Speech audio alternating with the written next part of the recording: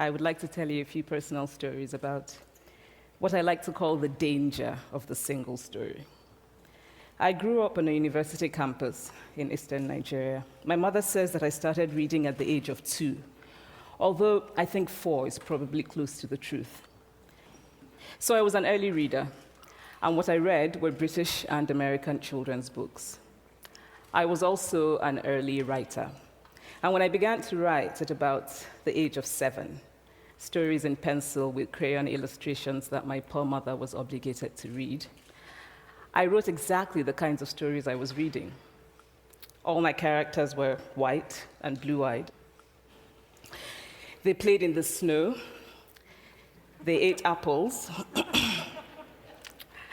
And they talked a lot about the weather, how lovely it was that the sun had come out. Now, this despite the fact that I lived in Nigeria. I had never been outside Nigeria. We didn't have snow. We ate mangoes. And we never talked about the weather because there was no need to. My characters also drank a lot of ginger beer because the characters in the British books I read drank ginger beer. Never mind that I had no idea what ginger beer was. And for many years afterwards, I would have a desperate desire to taste ginger beer. But that is another story. What this demonstrates, I think, is how impressionable and vulnerable we are in the face of a story, particularly as children. Because all I had read were books in which characters were foreign, I had become convinced that books, by their very nature, had to have foreigners in them and had to be about things with which I could not personally identify. Now, things changed when I discovered African books. There weren't many of them available, and they weren't quite as easy to find as the foreign books, but because of writers like Chinua Achebe and Kamara Laye, I went through a mental shift in my perception of literature. I realized that people like me, girls with skin the color of chocolate, whose kinky hair could not form ponytails, could also exist in literature. I started to write about things I recognized. Now, I loved those American and British books I read. They stirred my imagination. They opened up new worlds for me. But the unintended consequence was that I did not know that people like me could exist in literature. So what the discovery of African writers did for me was this. It saved me from having a single story of what books are. I come from a conventional middle-class Nigerian family. My father was a professor. My mother was an administrator. And so we had, as was the norm, living domestic help who would often come from nearby rural villages. So the year I turned 8, we got a new houseboy. His name was Fide. The only thing my mother told us about him was that his family was very poor. My mother sent yams and rice and our old clothes to his family. And when I didn't finish my dinner, my mother would say, "Finish your food. Don't you know people like Fide's family have nothing?" So I felt enormous pity for Fide's family. Then one Saturday, we went to his village to visit. And his mother showed us a beautifully patterned basket made of dyed raffia that his brother had made. I was startled. It had not occurred to me that anybody in his family could actually make something. All I had heard about them was how poor they were, so that it had become impossible for me to see them as anything else but poor. Their poverty was my single story of them. Years later, I thought about this when I left Nigeria to go to university in the United States. I was 19. My American roommate was shocked by me.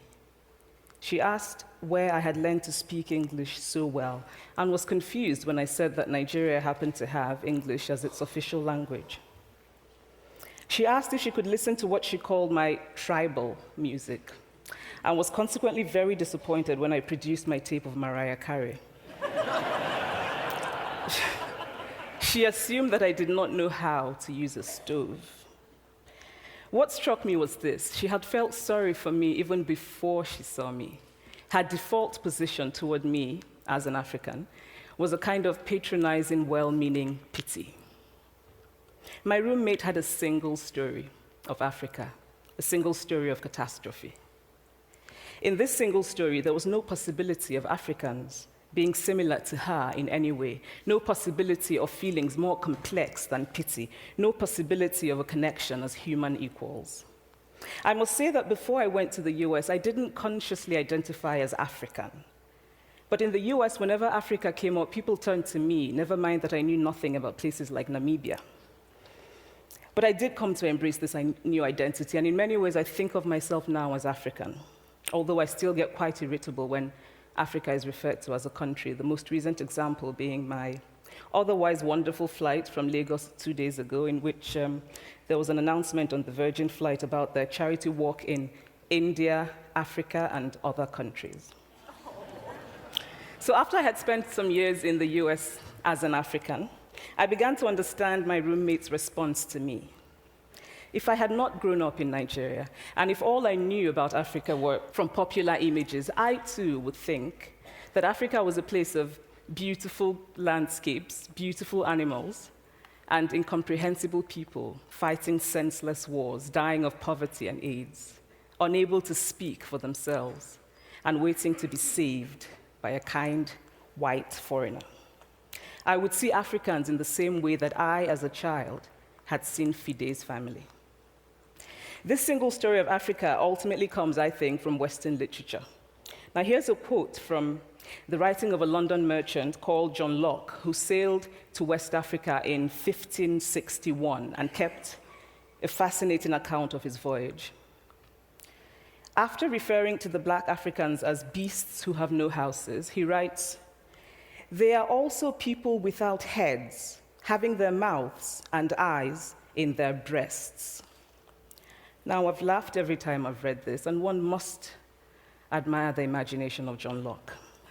But what is important about his writing is that it represents the beginning of a tradition of telling African stories in the West, a tradition of sub-Saharan Africa as a place of negatives, of difference, of darkness, of people who, in the words of the wonderful poet Rudyard Kipling, are half devil, half child. And so I began to realize that my American roommate must have, throughout her life, seen and heard different versions of this single story, as had a professor who once told me that my novel was not authentically African. Now, I was quite willing to contend that there were a number of things wrong with the novel, that it had failed in a number of places, but I had not quite imagined that it had failed at achieving something called African authenticity. In fact, I did not know what African authenticity was. The professor told me that my characters were too much like him, an educated and middle-class man. My characters drove cars. They were not starving. Therefore, they were not authentically African. But I must quickly add that I, too, am just as guilty on the question of the single story.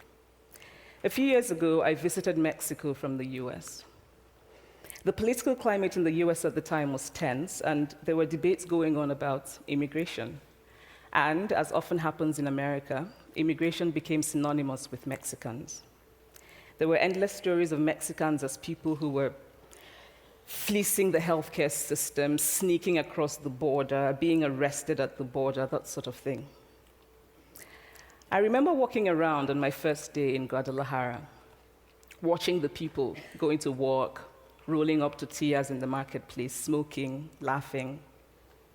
I remember first feeling slight surprise, and then I was overwhelmed with shame. I realized that I had been so immersed in the media coverage of Mexicans that they had become one thing in my mind, the abject immigrant. I had bought into the single story of Mexicans, and I could not have been more ashamed of myself. So that is how to create a single story. Show a people as one thing, as only one thing, over and over again, and that is what they become. It is impossible to talk about the single story without talking about power. There is a word, an Igbo word, that I think about whenever I think about the power structures of the world, and it is nkali. It's a noun that loosely translates to be greater than another. Like our economic and political worlds, stories too are defined by the principle of nkali. How they are told, who tells them, when they are told, how many stories are told, are really dependent on power. Power is the ability not just to tell the story of another person, but to make it the definitive story of that person. The Palestinian poet Mourid Barghouti writes that if you want to dispossess a people, the simplest way to do it is to tell their story and to start with secondly. Start the story with the arrows of the Native Americans and not with the arrival of the British, and you have an entirely different story. Start the story with the failure of the African state and not with the colonial creation of the African state, and you have an entirely different story. I recently spoke at a university where a student told me that it was such a shame that Nigerian men were physical abusers like the father character in my novel. I told him that I had just read a novel called American Psycho, and that it was such a shame that young Americans were serial murderers. Now,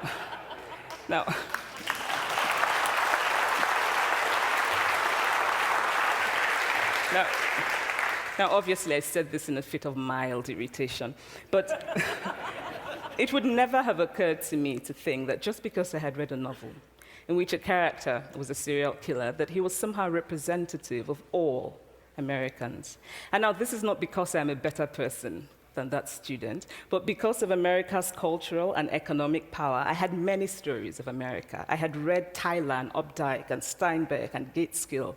I did not have a single story of America. When I learned some years ago that writers were expected to have had really unhappy childhoods to be successful, I began to think about how I could invent horrible things my parents had done to me. But the truth is that I had a very happy childhood, full of laughter and love, in a very close-knit family. But I also had grandfathers who died in refugee camps. My cousin, Polly, died because he could not get adequate health care. One of my closest friends, Ukuloma, died in a plane crash because our fire trucks did not have water. I grew up under repressive military governments that devalued education so that sometimes my parents were not paid their salaries. And so as a child, I saw jam disappear from the breakfast table. Then margarine disappeared. Then bread became too expensive. Then milk became rationed. And most of all, a kind of normalized political fear invaded our lives. All of these stories make me who I am. But to insist on only these negative stories is to flatten my experience and to overlook the many other stories that formed me. The single story creates stereotypes, and the problem with stereotypes is not that they are untrue, but that they are incomplete. They make one story become the only story. Of course, Africa is a continent full of catastrophes, the immense ones, such as the horrific rapes in Congo, and depressing ones, such as the fact that 5,000 people apply for one job vacancy in Nigeria. But there are other stories that are not about catastrophe, and it is very important, it is just as important to talk about them. I've always felt that it is impossible to engage properly with a place or a person without engaging with all of the stories of that place and that person.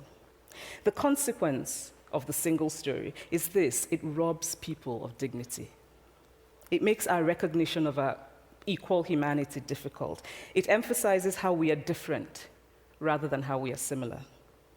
So what if before my Mexican trip, I had followed the immigration debate from both sides, the US and the Mexican?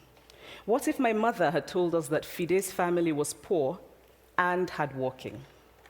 What if we had an African television network that broadcast diverse African stories all over the world, what the Nigerian writer Chinua Achebe calls a balance of stories?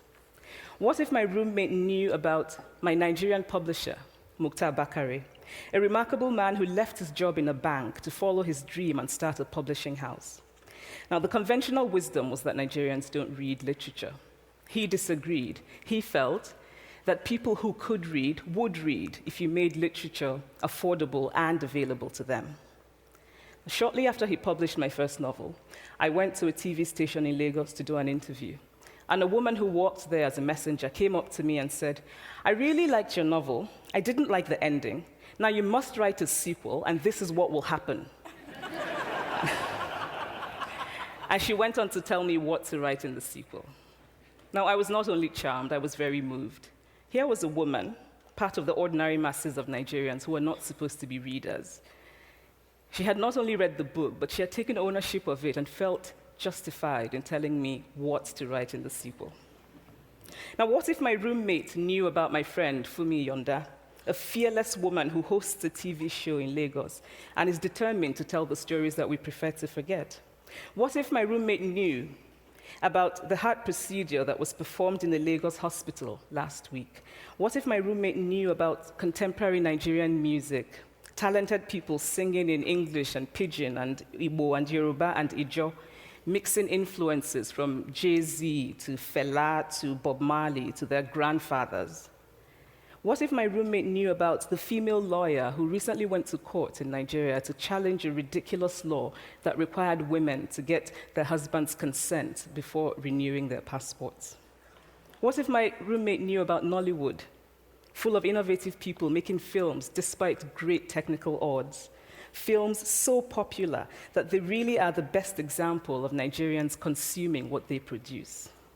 What if my roommate knew about my wonderfully ambitious hair braider who has just started her own business selling hair extensions?